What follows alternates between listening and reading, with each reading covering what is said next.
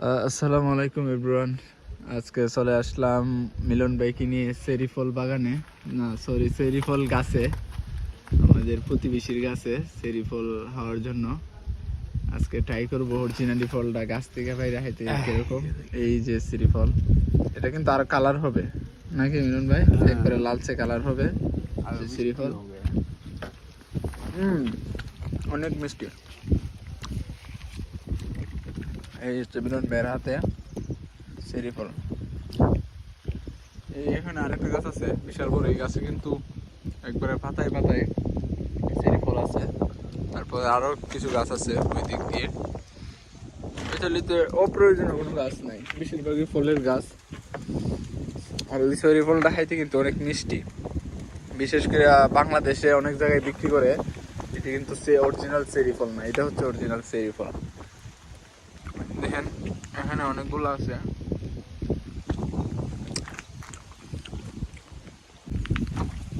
এই আমাদের মিলন ভাই একবারে গাছের মধ্যে উঠে গেছে চেরি ফল গাছের মধ্যে। গাছটা দেখেন অনেক বড়। এটা কি এই গাছটা চেরি? এই গাছটা, এই গাছটা তো অনেক বছর হয়েছে মনে। দেন ফলগুলা একবারে এখনো কালার আসে নাই, তারপর অনেক মিষ্টি। কালার আসলে অবশ্যই আরো অনেক মিষ্টি হবে। এই দেখেন এই ফলটার মতন কালার আসবে, একবারে লালচে কালার, কিন্তু আরো কালার হবে, এখনো পুরোপুরি ভাবে পাকে নাই এই জন্য। এ চায়না অন্য ফরেন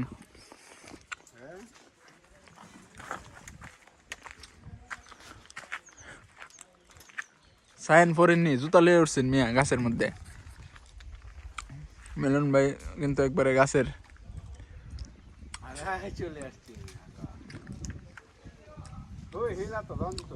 ফলটা তো অনেক মিষ্টি।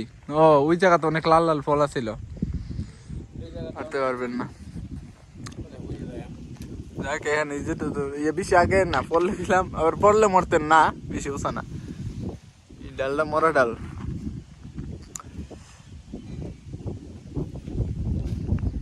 হ্যাঁ নিচে পালান। এই হচ্ছে এই ফলগুলা এই গাছের মানে আগাই বা চূড়াই বলতে পারেন। এই ফুলগুলা এই হচ্ছে কালার, আরো কালার আসবে অনেক লাল। আর কার কার এই পছন্দ এই চেরি ফল অবশ্যই জানাবেন। এই চেরি ফলটা কিন্তু অনেক সুস্বাদু। সাথে আছে মিলন ভাই ওই ফল পাড়ার জন্য